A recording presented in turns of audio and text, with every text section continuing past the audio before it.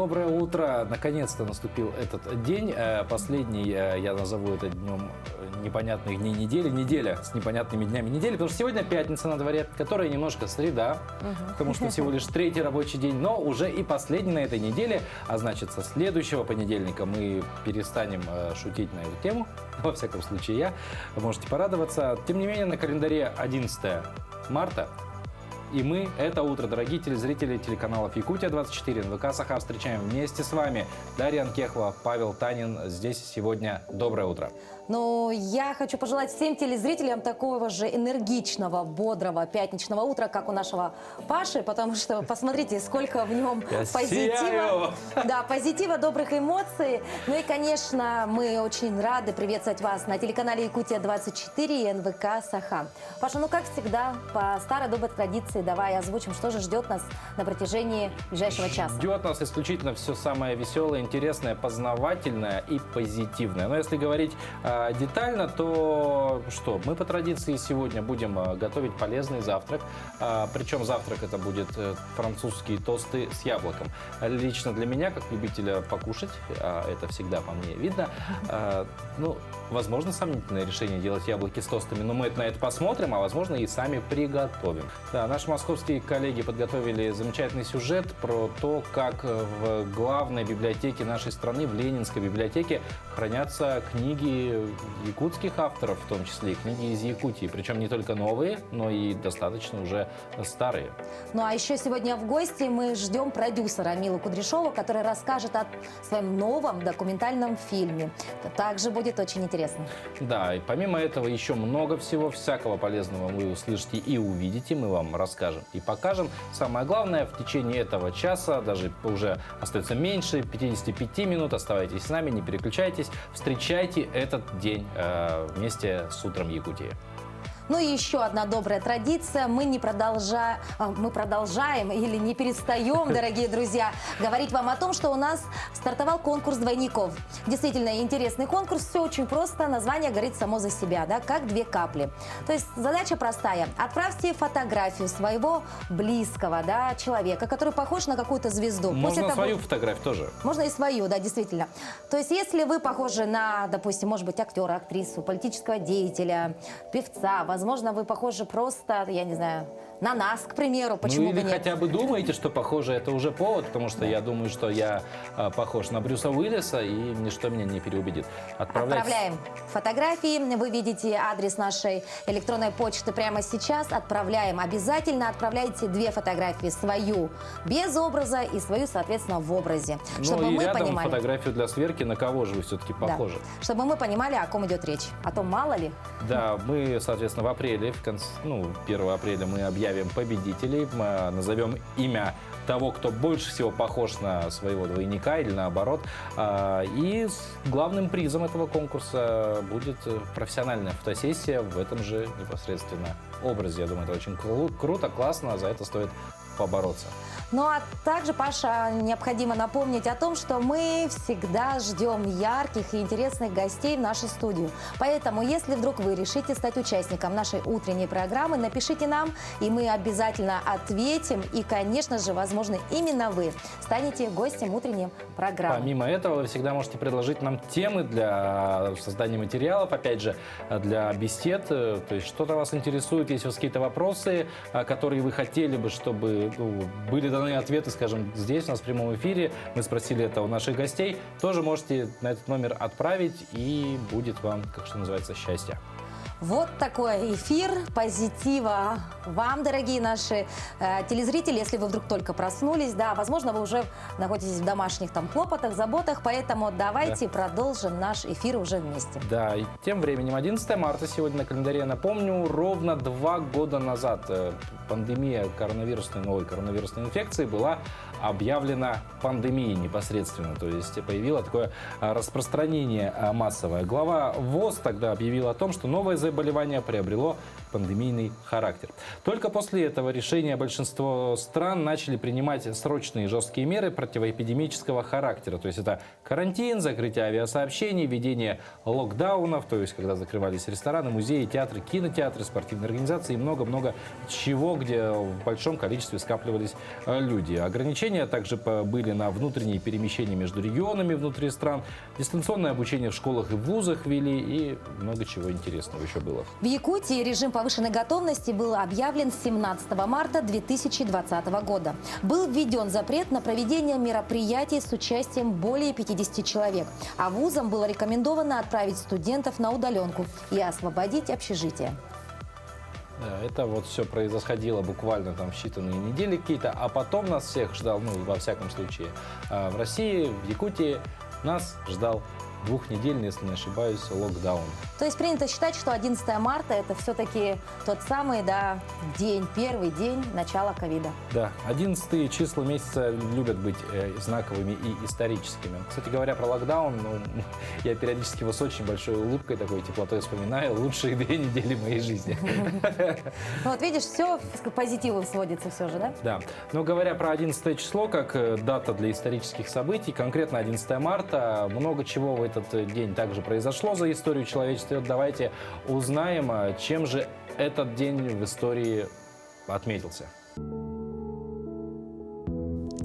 На календаре 11 марта сегодня отмечают День работника органов наркоконтроля, День сотрудников частных охранных агентств, Всемирный день водопровода, День овсяных вафель с орехами.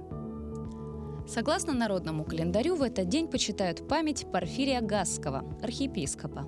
Этот день посвящают повседневным бытовым хлопотам.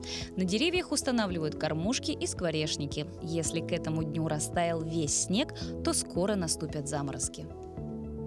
События в этот день. Российский император Николай II подписал манифест о неприкосновенности общинного землевладения. В Советском Союзе введен физкультурный комплекс ГТО «Готов к труду и обороне». Пабло Пикассо подарил 800 своих работ музею в Барселоне. На внеочередном пленуме ЦК КПСС Михаил Сергеевич Горбачев был признан генеральным секретарем ЦК КПСС. В Белоруссии впервые состоялась трехсторонняя встреча руководителей пограничных ведомств России, Украины и Белоруссии. В этот день родились Василий Чичагов, русский военный офицер, мореплаватель, адмирал. Мариус Петипа, французский и российский балетмейстер, театральный деятель и педагог. Евгений Шутов, советский актер театра и кино, народный артист РСФСР. Георгий Юматов, советский киноактер, народный артист РСФСР. Александра Забелина, советская фехтовальщица, трехкратная олимпийская чемпионка, тренер. Мария Аронова, российская актриса театра и кино, телеведущая, народная артистка России. Именины сегодня отмечают Ян, Сергей, Севастьян, Петр, Николай, Иван, Анна. В сложившейся ситуации в России в связи с санкциями и прочими препонами под удар в первую очередь попали представители малого и среднего бизнеса. Одним из инструментов помощи предпринимателям является микрокредитная компания «Фонд развития предпринимательства» в Республике Саха-Якутия. О том, какие меры поддержки предпринимателей существуют на сегодняшний день, мы поговорим с гостем нашей студии Натальей Егоровой. Наталья Егорова является начальником отдела микрофинансирования и мониторинга Фонда развития предпринимательства. Наталья, доброе утро. Доброе утро. Вот в первую очередь расскажите, конечно, немного о фонде, какова его основная цель, задача, для чего он создан? Наш фонд был создан еще в 1993 году как фонд содействия демонополизации, приватизации и поддержки предпринимательства.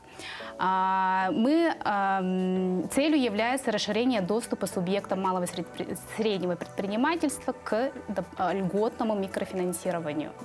Вот очень интересно, льготное микрофинансирование. Что это такое? Поподробнее, хотя бы вот в общих красках. Фонд У фонда имеется два вида деятельности. Первое – это микрофинансирование, второе – это предоставление поручительств. Микрофинансирование – это до 5 миллионов рублей займов малому и среднему предпринимательству, как начинающим, так и действующим. А предоставление поручительства подразумевает, если клиент, заемщик хочет получить побольшую сумму кредита, да, свыше 5 миллионов, он может обратиться в банк, а к нам подойти за поручительством. Это вместо залогового обеспечения. Вот говоря про льготное микрофинансирование, я так понимаю, что они берут заем предприниматели, ну, допустим, начинающие до 5 миллионов рублей, и берут его с какой-то льготной ставкой. Конечно.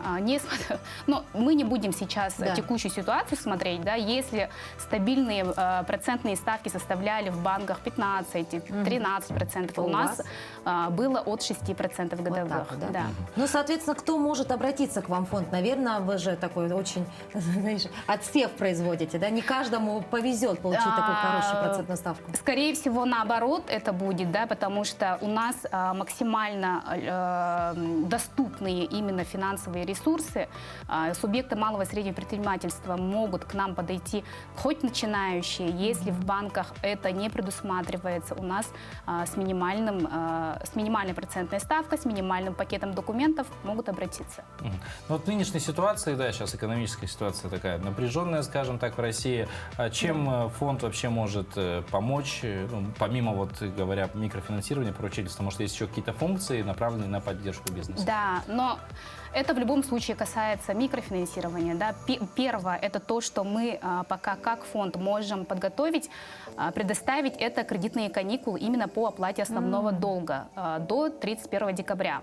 Есть еще, вот как раз недавно вышел 106-й федеральный закон, согласно которому мы по выданным займам до 1 марта предоставить кредитные каникулы по основному долгу и по процентам на 6 месяцев.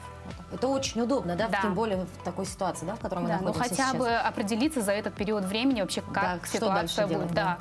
И еще хочу заметить, что у нас благодаря поддержке правительства выделяется 519 миллионов рублей именно на антикризисные меры поддержки. Поэтому мы приглашаем вас подойти к нам, получить льготное финансирование, потому что мы максимально собираемся оставлять процентные ставки, будет 8-10% годовых, несмотря на 20% ключевой ставки. Вот так. Ну, очень полезная информация, я считаю, Наталья. Спасибо, что пришли, нам рассказали. Я думаю, предпринимателям, особенно начинающим, кто вот сейчас так, может быть, в начале января решил свой бизнес открыть и как-то немножко... Ну, или спасти, может, свой уже действующий. Или, может, действующий. спасти. Я думаю, будет это полезно. И, я думаю, придут за помощью. Да, конечно, тем более кризис, это как можно даже как трамплин использовать. Да. А вот подскажите, куда обратиться можно, да, вот ваши явки, пароли? Да, мы находимся на Орджоникидзе 20, 3-й этаж. Помимо этого, есть у нас агентское соглашение с Центром поддержки «Мой бизнес». Можете туда подходить. Если вы находитесь в улусах, муниципалитетах, вы можете непосредственно через офисы «Мой бизнес». Спасибо большое. Да, спасибо большое. Ну, а мы прямо сейчас прервемся на небольшую паузу и вернемся, продолжим наш эфир.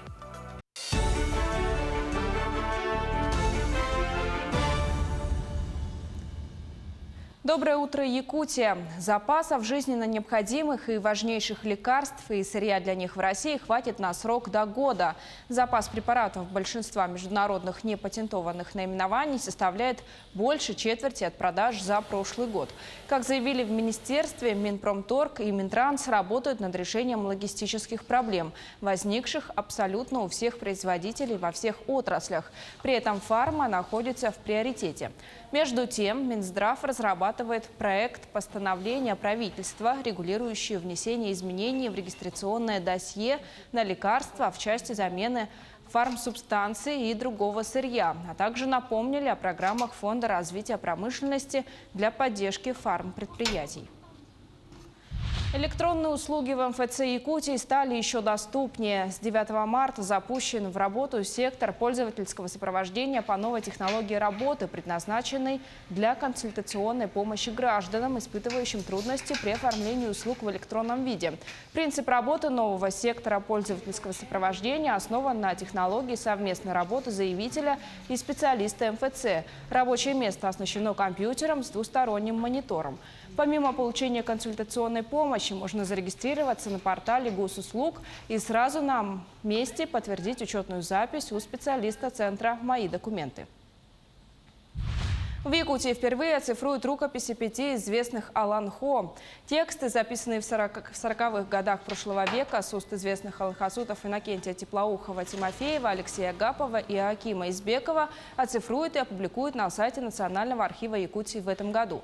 Напомним, что главой Якутии Айсеном Николаевым поставлена задача по оцифровке первоисточников художественных произведений и произведений устного народного творчества для сохранения и передачи потомкам. В год культурного наследия народов России на сайте архива, кроме 5 оцифрованных Аланхо, планируется разместить Аланхо Платона Юнского, Туяра Макуо, чтобы все желающие могли ознакомиться с ними. К столетию образования Якутской ССР и Году матери в республике театр юного зрителя готовит премьеру спектакля «Сайсары» по драме Дмитрия Сивцева «Саурона Амалона». В драме воссоздан характер якутской многодетной женщины-матери, хранительницы очага, сильной личности. Также воссозданы образы видных государственных деятелей, основателей нашей республики. Кроме этого, театр юного зрителя в этом году вошел в программу Федерального центра гастролей и деятельности Министерства культуры Российской Федерации «Большие гастроли-2022». В рамках этого в этом году пройдут обменные гастроли.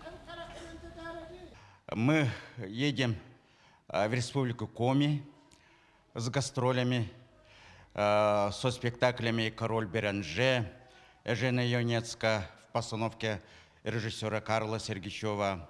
Также мы везем спектакль для самых маленьких зрителей «Камень счастья». В свою очередь, театр молодежи Республики Коми приезжают к нам и выступают в Якутске с 3 по 8 октября.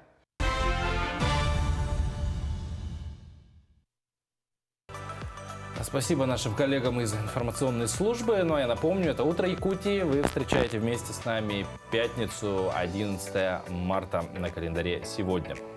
Действительно, у нас эфир в самом, так сказать, разгаре, да. В активную фазу переходим. Да, мы уже с Пашей проснулись и стараемся зарядить вас, дорогие наши телезрители, вот той самой утренней энергетикой. Да, самая лучшая зарядка – это, конечно, всегда спорт. Так было, есть и будет. И говоря про спорт, спорт – это не только о здоровье, это же еще и зрелищно.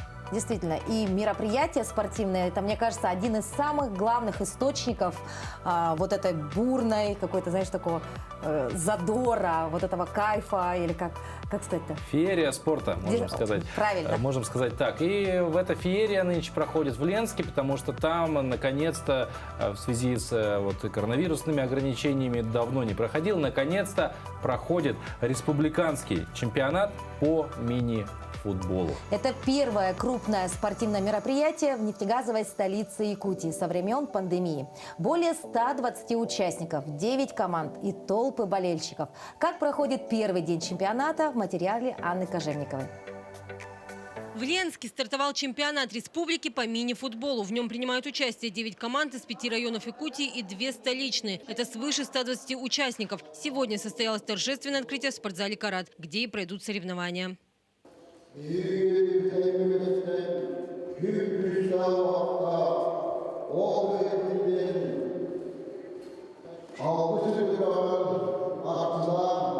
После открытия в зал вышли команды Устьалданского улуса и хозяева сборной Ленского района. Земляки показали себя на высоком уровне в прошлые годы на спортивных играх народов Республики Саха-Якутия, завоевав золото и серебро. От команды ждем только первого места, да, результата. Эти соревнования еще уровень придают этим соревнованиям, что данные шестерка сильнейших команд данного чемпионата, они получат путевку на 8-е спортивные игры народов Якутии, которые летом пройдут в Барагонцах. Сборная Ленского района начала матч с жесткого плотного прессинга и уже в первом тайме забили 2 гола. Игра явно складывалась по сценарию хозяев поля. Сейчас во втором тайме команда соперника, конечно, проигрывает. Они сейчас немного взвинтят темп, попытаются поймать на ошибках. Соответственно, у нас команда тоже более опытная. Будем пытаться их ловить на контратаках сейчас. Немного будем мячом побольше двигаться, чтобы соперник немного уставал побыстрее. Ну и забивать, побеждать будет.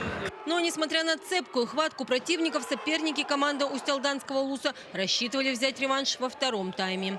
Счет, как пока такой скользкий, пока еще неизвестно ничего.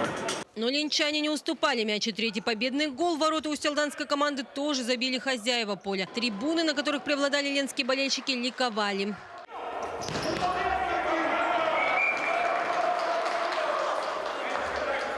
Впереди более 10 игр. Настрой у всех команд только на победу. А побороться есть за что. Помимо участия в спортивных играх народов Республики Саха-Якутия, победителей ждут призы, подарочные сертификаты по 5 номинациям от спорткомитета Ленского района и сертификаты на 300 тысяч рублей за первое, 200 за второе и 100 за третье место от администрации Ленского района. Анна Кожевникова, Виталий Андреев, Ленск. Да, ну футбол всегда зрелищно. Сейчас, возможно, уже школьники могут выходить на площадке, несмотря на снег, играть в футбол. Мы в школе делали так, нас не смущали даже 50-градусные морозы. И все выросли закаленными при этом всем. А если вам не с кем играть в футбол, то можно, конечно же, приучить к этой, ну не в полной мере футбол, но тем не менее игра с мячом всегда можно с собакой, допустим. Ну и те самые команды, возможно, можно изучать. Разучивать в это время, да. Да, и вот одна из самых таких простых команд, что это, на твой взгляд? Ну я думаю, камни, она база, это база. Да, это база, ко мне. Это база. Вот как правильно приучить собаку к этой команде, мы узнаем прямо сейчас. Доброе утро, дорогие телезрители! Сегодня мы с вами разберем команду «Ко мне». Отрабатывается она это собачкой первоначально. Собачке мы объясняем эту команду, а потом собака уже начинает ее выполнять. Сейчас я вам покажу на примере. Пришла я с немецкой овчаркой Парабель. Эта девочка уже выдрессирована, все знает, но начальные этапы буду показывать на ней. Первоначально собачка находится перед вами. Берем кусочек лакомства. Лакомство зажимаем большим пальцем между ладоней. Ладонь открыта, потому что если вы закроете ладонь, собака лакомства не чувствует, ей неинтересно. И вот этот кусочек лакомства предлагаем собачке прямо к носу. К носу собака у вас вылизывает, выедает, но при том весь кусок я ей не отдаю. И команда «Ко мне», тянем руку в середину своего тела на уровне носа.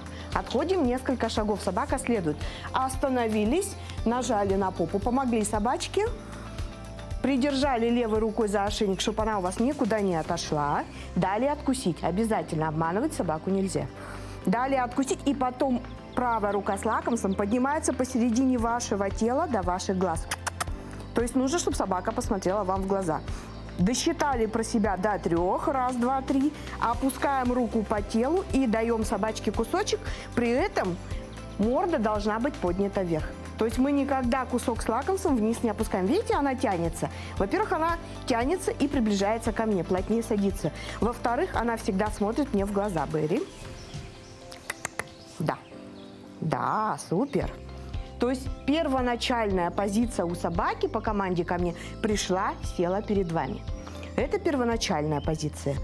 Закрепляем мы эту позицию, заканчивает команда рядом. Сидеть. Вот, по команде «Ко мне» собака пришла.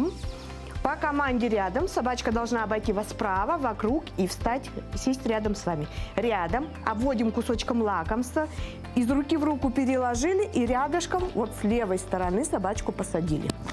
Да, молодец.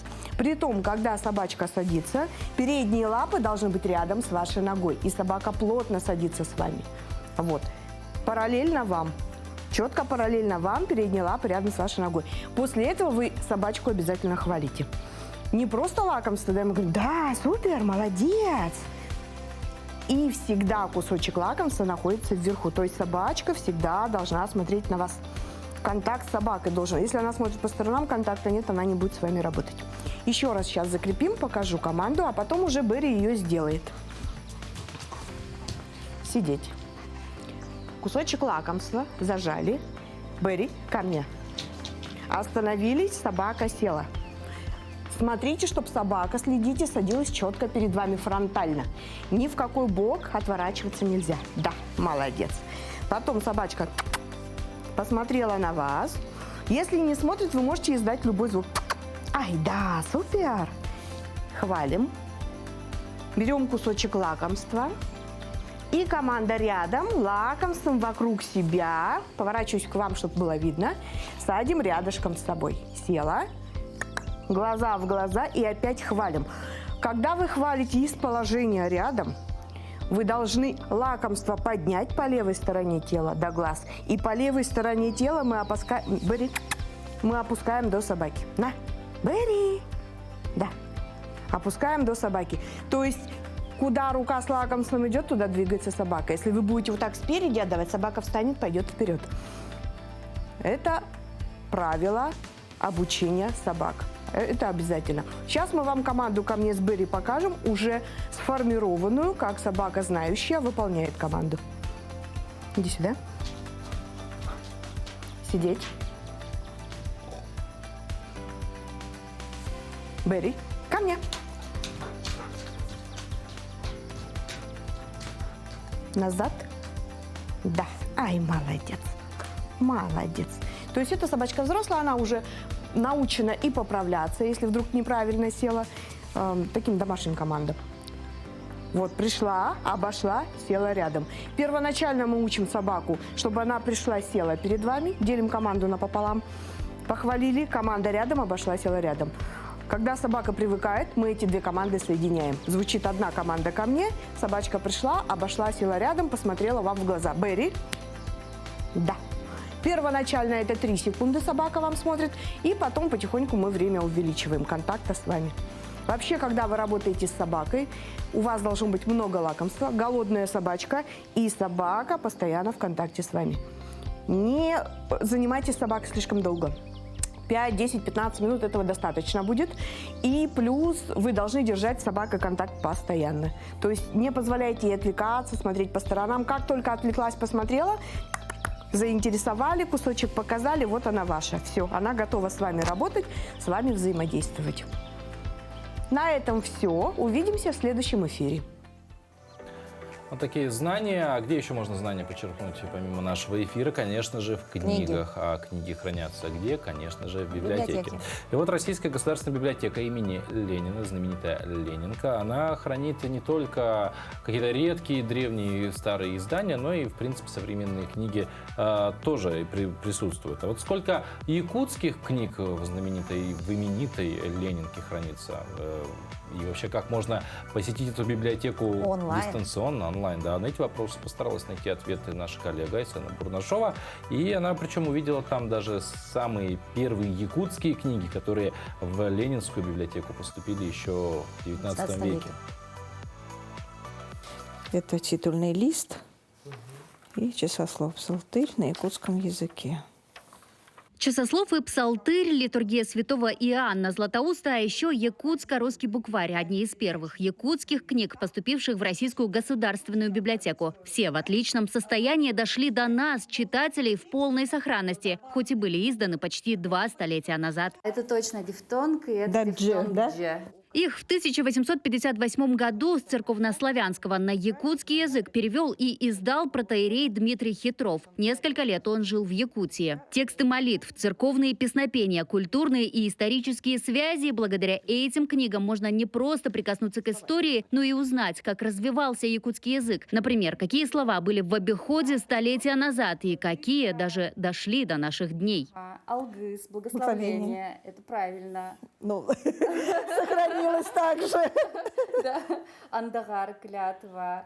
Главная миссия – сохранить и увеличить коллекцию библиотеки. Всего в Ленинке хранятся книги, написанные на 300 языках мира. Помимо отдела редких книг, якутские издания можно найти и в основном фондохранилище. Там в 20 шкафах находится около 11 тысяч книг. Организован он был в 1946 году как отдельный подфонд вот с таким количеством изданий. Но в нем есть и книги, которые изданы были раньше этого времени. В Ленинку поступают по 2 печатных экземпляра всех изданий, а также электронные копии этих изданий. Поэтому языковое и культурное богатство библиотеки растет с каждым годом. Сегодня это около 50 миллионов книг. Ознакомиться с их фрагментами можно также онлайн, находясь в любой точке мира. Он может это сделать из дома, зарегистрировавшись на сайте и оставив там заявку. И буквально в течение 2-3 часов он получит этот фрагмент. В среднем в прошлом году у нас было 15 тысяч обращений от физических лиц. Соответственно, 15% от этого количества – это все обращения из Якутии. Айсена Бурнашова, Джур Березкин, Москва. Паш, согласен ли ты с выражением, что вот весенние месяцы, они просто должны и обязаны быть насыщены яркими и красочными событиями? Ну, я абсолютно согласен. После затяжной зимы, особенно наша весна, должна просто компенсировать все отсутствие солнца и прекрасного вокруг. Так, к примеру, Национальный художественный музей приглашает на выставку «Вечный образ», приуроченный к Международному женскому дню и Году матери в Республике Саха-Якутия. В преддверии весеннего праздника Международного женского дня Национальный художественный музей Республики Саха-Якутия представляет выставочный проект «Вечный образ». С незапамятных времен женщина являлась не только источником вдохновения для творцов всего мира, но и сама стала неотъемлемой частью мира искусства. Мать, возлюбленная, дочь, муза – каждая из этих ипостасей нашла олицетворение в творчестве художников, литераторов, композиторов. Ключевое место в экспозиции занимают графические произведения двух ярких и самобытных художников – Элия Белютина и Валериана Васильева. Представленные произведения принадлежат к уникальной или оригинальной графике. Работы созданы автором вручную, как правило, в единственном экземпляре. Ярким и немеркнущим символом культурной жизни и целого поколения 1960-х годов стал Валериан Васильев, оставивший неизгладимый след в истории изобразительного искусства Якутии.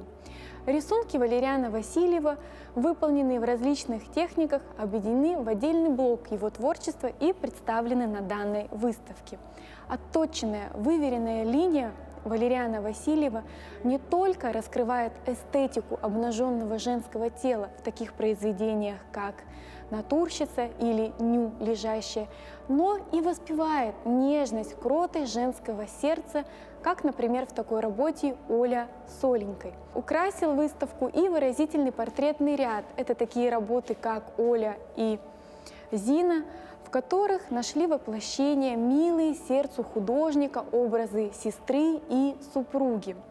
Примечательно, что такие произведения, как «Зина» и «Оля Соленькой», выполнены художником, когда он учился на старших курсах Высшего художественно-промышленного училища.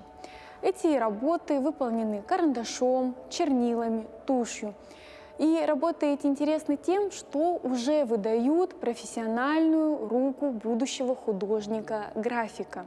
В собрании Национального художественного музея Республики Саха-Якутия хранится немало работ этого удивительного якутского художника.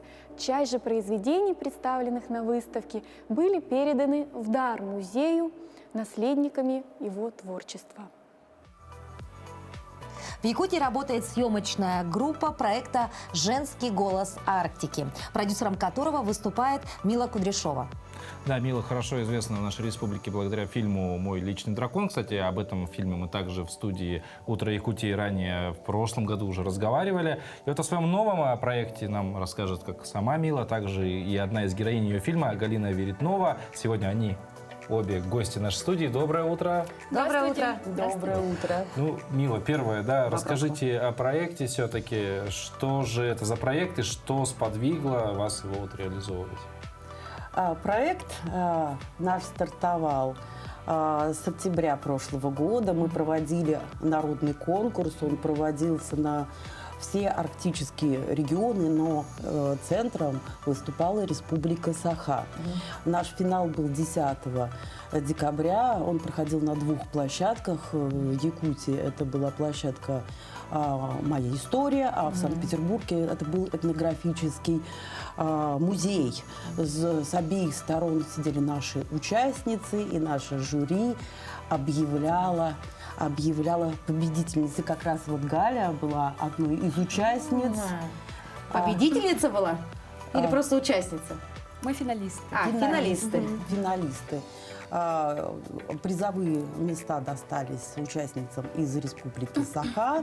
То есть, вот, допустим, с петербургской стороны вот вышла Галя со своей коллегой, тоже из Института народов Севера. И сейчас у нас уже съемочный процесс.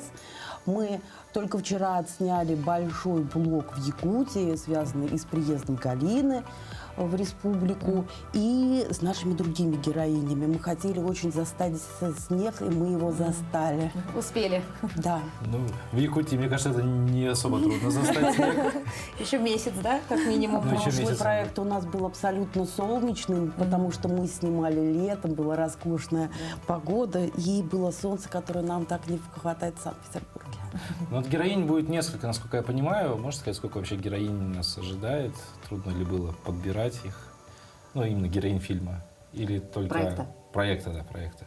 Ну, насколько я понимаю, что у нас было более 100 участниц, подавали заявки, конкурс был очень сложный, объективный, было 14 членов жюри, из которых были выдающиеся антропологи, деятели культуры и участницы.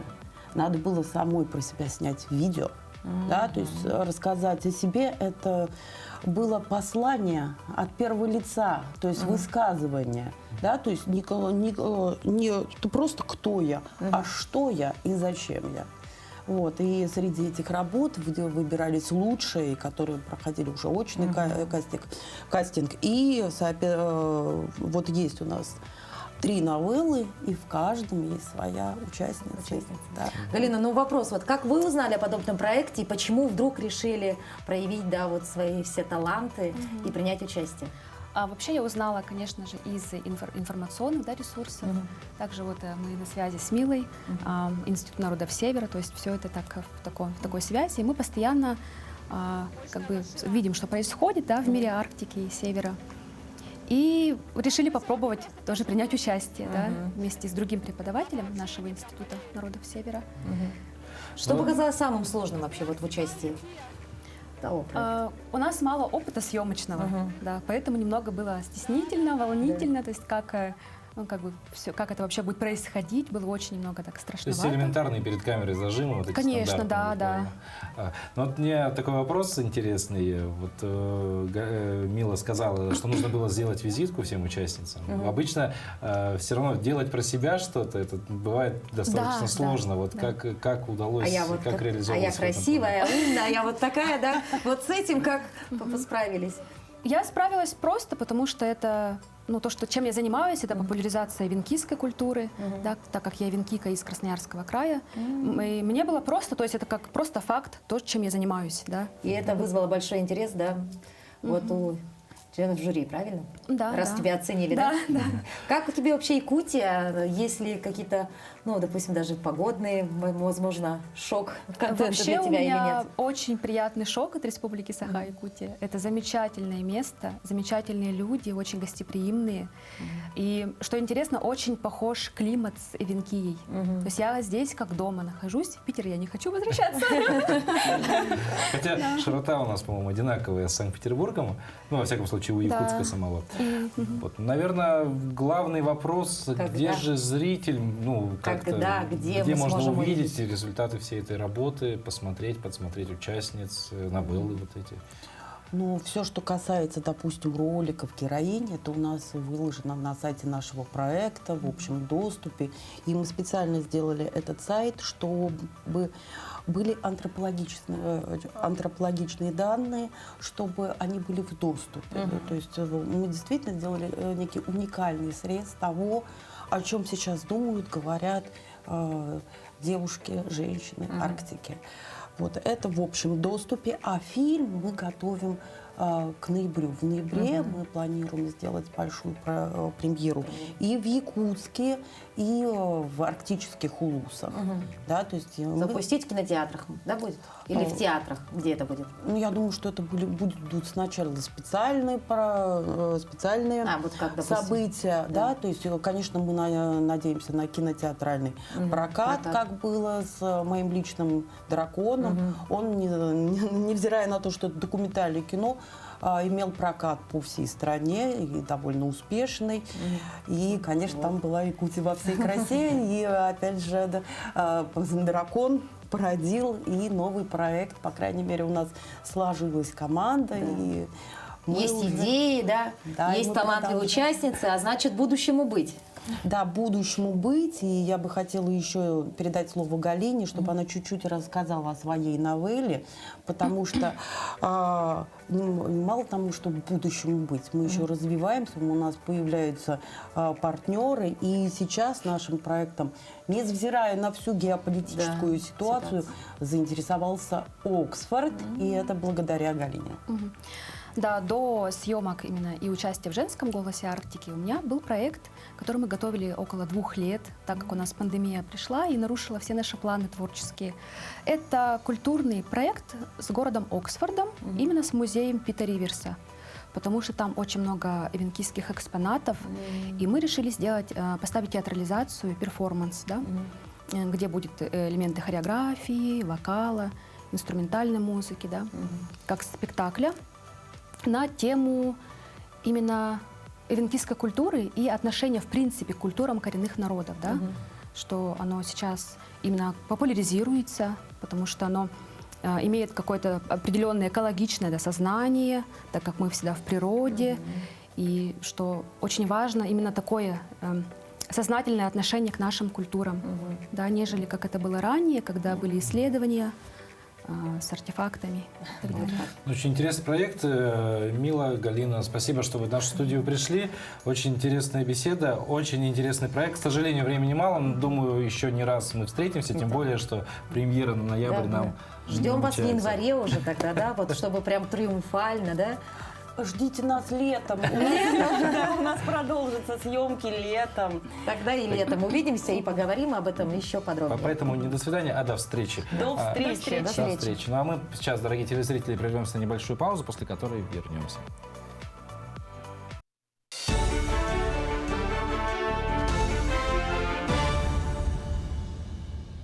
Премьер-министр Михаил Мишустин на заседании правительства объявил о мерах в пользу сохранения сбережений граждан, а также о снижении транспортного налога для ряда авто. Кроме того, он сообщил о мерах по поддержке бизнеса и ответных санкциях. Например, банковские вклады граждан свыше 1 миллиона рублей освободят от уплаты подоходного налога с полученных по ним процентов. Это затронет доходы по вкладам как за 2021, так и за 2022 год. Кабмин отменит коэффициенты транспортного налога на машины дешевле 10 миллионов рублей. Налог будет считаться с 10 миллионов рублей, а не с 3, как было раньше. Работать такая норма станет уже с текущего года. В России предложили выплачивать субсидии в размере 100% платы за ЖКУ многодетным семьям. Инициатива вошла в число мер поддержки граждан и бизнеса, которые считают нужным принять члены Комитета Госдумы по строительству и ЖКХ. Предложения направили в Минстрой. В ближайшее время их рассчитывают представить и в Кабмин. Также в числе инициатив субсидирование 70% платы за ЖКУ людям старше 65 лет. Кроме того, предлагается предоставить субсидии на оплату ЖКУ семьям, в которых есть безработные, и обязать размер пени от ключевой ставки Центрального банка для граждан и управляющих компаний. Якутские предприниматели в сфере торговли смогут получить до 5 миллионов рублей займа под 8% годовых сроком на 2 года. Кабмин республики направит 400 миллионов рублей на эти цели. Также власти Якутии намерены запустить меры по субсидированию части процентной ставки по кредитам для предприятий оптовой торговли. Кроме того, всем предпринимателям, оплачивающим налоги по упрощенной системе доходы, планируют установить минимальную ставку в размере 1%, а для плательщиков на базе доходы минус расходы 5%. Исключение составят предприниматели, реализующие подакцизационные товары и предоставляющие финансовые услуги. В дополнение к этому ввод налога на имущество с его кадастровой стоимости перенесут на 2023 год. А на текущий год будет приостановлено действие требования об отсутствии задолженности по уплате налогов. Якутск передал символ столицы тотального диктанта городу Ярославлю. Передача статуэтки и престижного звания состоялась в Постпредстве Якутии в Москве. На встречу специально приехали координаторы диктанта из Якутска, Ярославля, а также представители штаба тотального диктанта. Организаторы отметили высокий уровень проведения культурно-просветительской акции и также пожелали Ярославлю успехов в проведении диктанта этого года. По традиции, город-победитель становится центром акции. Там организуется главная площадка, на которой текст зачитывает автор, а за трансляцией наблюдают участники по всему миру. Уже 9 апреля в Ярославле диктант прочтет автор Марина Степнова. В Волковском театре развернется главная площадка. Победители ежегодного конкурса «Моя профессия IT», стартовавшего в столице республики, смогут поступить на целевое обучение в ведущие вузы России и пройти стажировки в IT-компаниях. Конкурс собрал свыше 1000 учащихся школ и студентов со всей республики. Конкурс проходит в несколько этапов в формате хакатона, где команды в составе менеджера, дизайнера и разработчика за ограниченное время разрабатывают прототип цифрового продукта, а к экспертизе проектов привлекаются действующие IT-специалисты. 7 марта у православных верующих начался Великий пост. После его окончания христиане отметят праздник Пасхи. Из-за того, что дата Пасхи рассчитывается по лунному календарю, она может приходиться на период с 4 апреля по 8 мая. По правилу Пасха празднуется в первое воскресенье после весеннего полнолуния. Великий пост – самый строгий пост в году, а наиболее строгими неделями считаются первая и последняя. Основные правила Великого поста – отказ от пищи с животными жирами, молочные продукты, яйца и алкоголь. Но главное – это, конечно, духовное очищение. Для каждого, конечно, верующего человека Великий пост может стать весной духовной, потому что через молитву, через воздержание в пище, через посещение богослужений мы можем, каждый может духовно переродиться через свою самооценку. И это время особое для каждого верующего человека.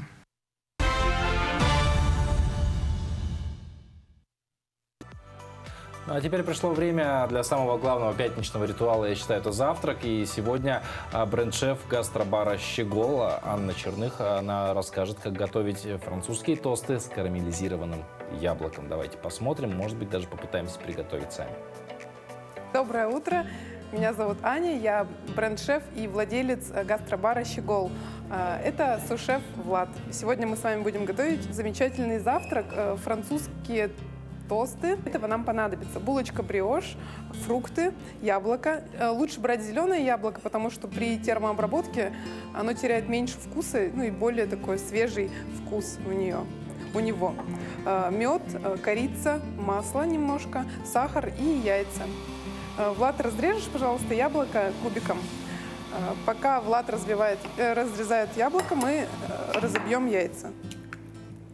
Яйца нужно хорошенечко взбить. Наверное, вы привыкли к такому блюду, как гренки, и гренки обычно едят соленые чаще всего. Но мы сегодня сделаем сладкие французские гренки, их называют французские тосты. Добавляем сахар, буквально столовую ложку, можно чуть больше, кому как нравится. У нас еще будет яблоко в меду, так что с сахаром лучше не переборщить. Корица. Это всегда хорошая идея, поэтому не жалеем корицу.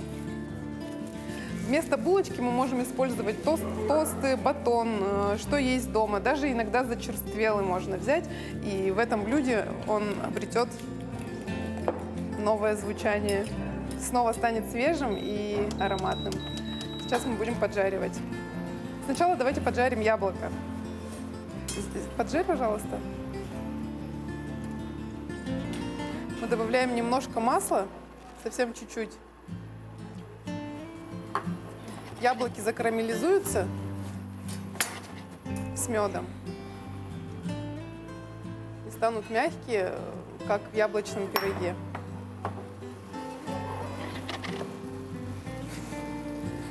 Так, пока яблоки жарятся, мы пропитаем нашу булочку в яичной смеси. Пусть они пока пропитываются. Они должны хорошо впитать в себя яичную смесь. Порежь, пожалуйста, красиво клубнику. Фрукты нам нужны здесь для сервировки. На этой сковородке мы сейчас поджарим наши тосты. Совсем немножко масла. Ведь завтрак не должен быть жирным и вредным, поэтому масла используем не сильно много. А мы думали, что гренки – это блюдо из России, а оказывается, это французское блюдо. И во Франции их едят сладкими.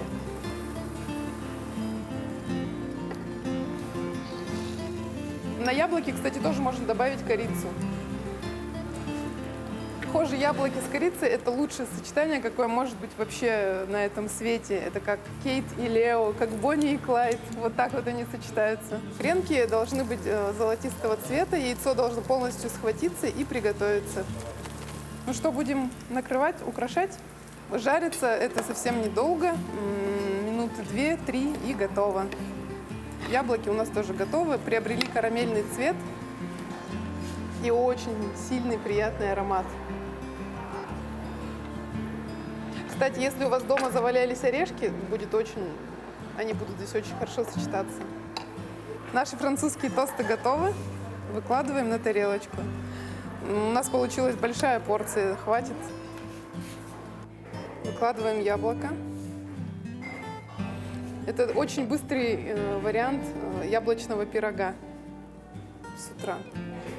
Можем хаотично украсить ягодами. Вы можете использовать ваши любимые фрукты. Чего не хватает? Не хватает немножко волшебства для аромата. Наши французские тосты с яблоком готовы. Приятного аппетита!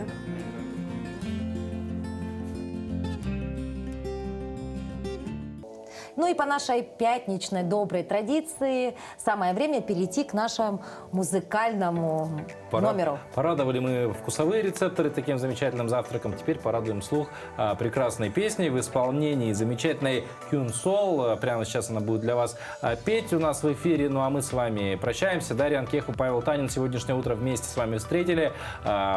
Обняли, хорошего дня пожелали. До встречи.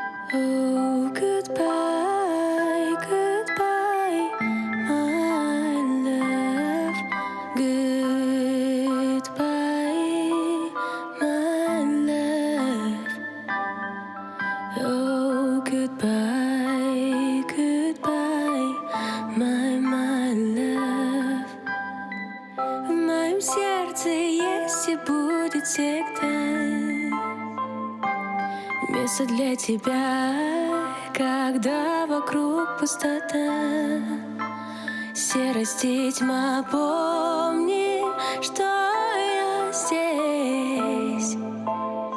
Моя любовь вечна, помни, что я здесь. Моя любовь, goodbye, my love. Oh, goodbye, goodbye, my love. Goodbye, my love, my love.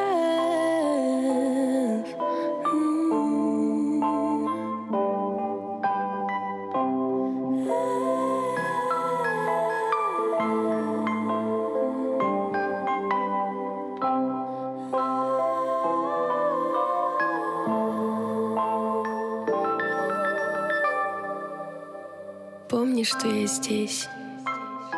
Моя любовь вечна. Она укажет тебе путь, освещая все, и пусть страхи и боль отпустят и подарят покой, о котором ты мечтал.